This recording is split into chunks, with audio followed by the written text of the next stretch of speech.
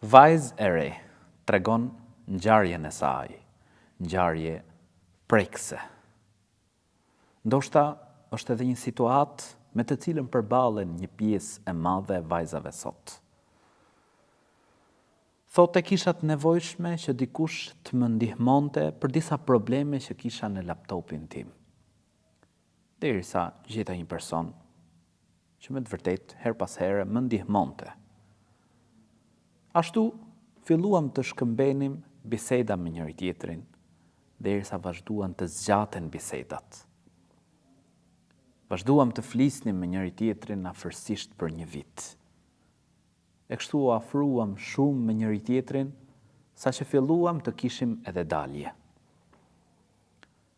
Derisa një ditë vendosi që të më propozonte dhe nuk nguroi të më kërkonte dorën tek familja ime. Pasi kërkoi dorën time, vëllai filloi të interesohej rreth tij. Më vjen dhe thot, ai njeri nuk është për ty. Është njeri i keq, me cilësi të ulta. Pra nuk flasin mirë për të. Por tashmë thot, ai kishte hyrë në zemrën time, kisha kohë, kisha mbi një vit që njihesha dalje me të. Dhe vendosa që të luftoj për të, sepse ashtu kisha menduar dhe ndërtuar ëndrat me të, thot. Por vllai përsëri duke më këshilluar, vendosa t'i tregoj gjithçka. Ai më drejtohet dhe thot, si do të ndërtosh një jetë, të kalosh një jetë me një person që ti nuk ja njeh familjen. Ti nuk e di se kush është në të vërtetë. Ai që ka fol me ty kaq kohë, ku e di ti se nuk ka fol edhe me të tjera? Ku e di ti se ai nuk ka dalë edhe me të tjera? Ku e di ti se ai nuk të gënjen, nuk të mashtron? U largova, thot, prej tij e mërzitur. E mërzitur sepse më foli keq për dikë që unë kisha pra në mendjen time ëndra të shumta, por nga ana tjetër, po mendoja në fjalët e sinqerta të vllait tim, të cilat, nëse mendohen, pra janë të vërteta. Por përsëri, dashuria për këtë njeri më shtyu, thot, t'i bëj ballë çdo gjëje. Derisa vendosa që të kundërshtoj edhe babain tim. E kur ai më tha që kjo kërkesë do të refuzohet, i thash, kjo është e drejta ime, unë të respektoj si baba, por është e drejta ime e plot që të martohem me atë që unë kam dëshirë. Dhe ligji ma lejon këtë gjë. Baba i thot, unë nuk jam i kënaqur me këtë martesë. Nuk jam dakord me këtë njeri, por vajza vendos përfundimisht, thot, do ta marr këtë njeri. Ashtu nëna e saj duke qarë, vajza ngrihet dhe si përfundim largohet nga shtëpia. Thot, kalova pak kohë tek vëllai i madh, i cili nuk i kishte punët aq mirë me prindrit.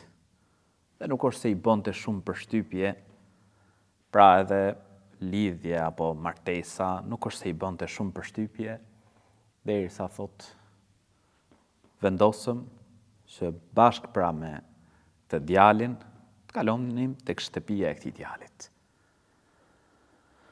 Thot, nuk kaloi pak kohë dhe filloi ajo ana negative të dilte në pa. Zbulova, thot, se ishte njëri që merrej me narkotik.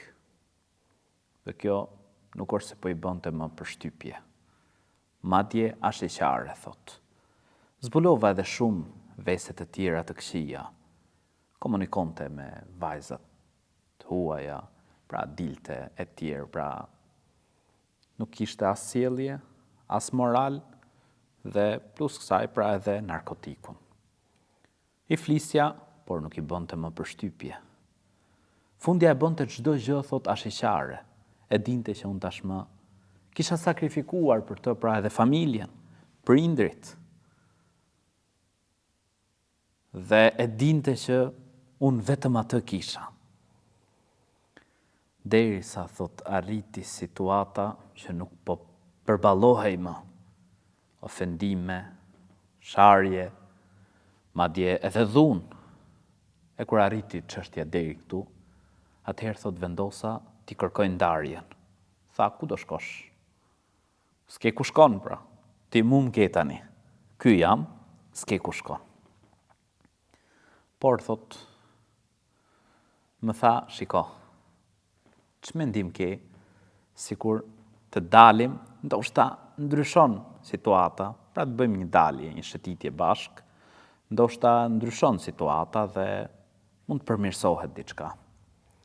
E rëndësishme dolëm, thot, por ai kishte një mendje të djallëzuar.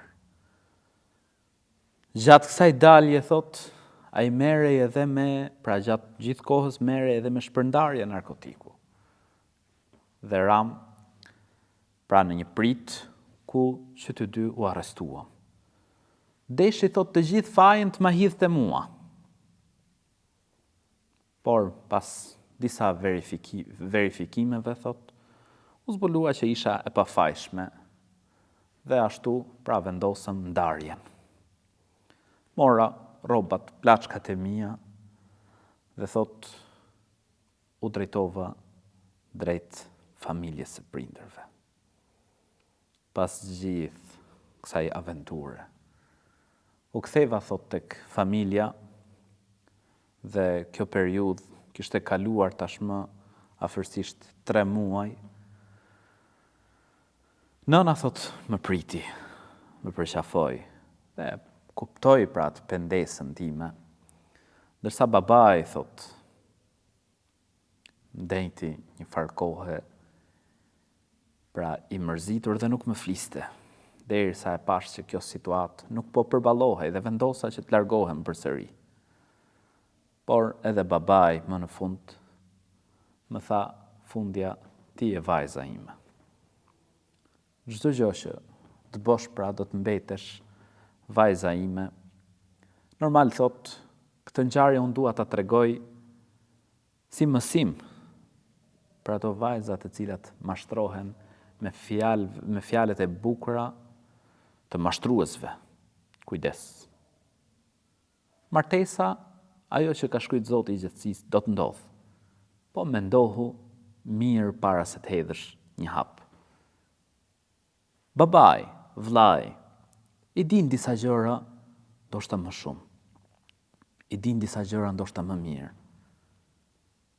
Ato dashurit, ti thuash, para martesës, të cilat lidhjet jashtëmartesore janë ndaluar në Islam, në shumicën e rasteve dështojnë. Pse se të tilla.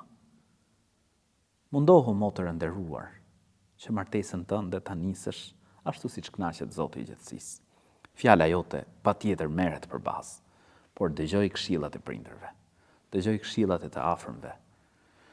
Mundohu që me fal namaz istihare, me u lutë Allahut të lartësuar për personin e duhur, personin e mirë, sjellja shumë e rëndësishme. Feja e robit, ai friksohet të madhit Zot, ka shumë rëndësi, sepse ai nëse nuk i friksohet Zotit gjithësisë, nesër do të bëj padrejtësi, nesër do të godas, nesër do të shaj, do të ofendoj, nuk ka hajër në të. Mundohu që lidhjen tënde ta ndërtosh ashtu siç kënaqet Zoti i gjithësisë. Elus Allahun e lartësuar që ta përmirësoj gjendjen tonë. Amin.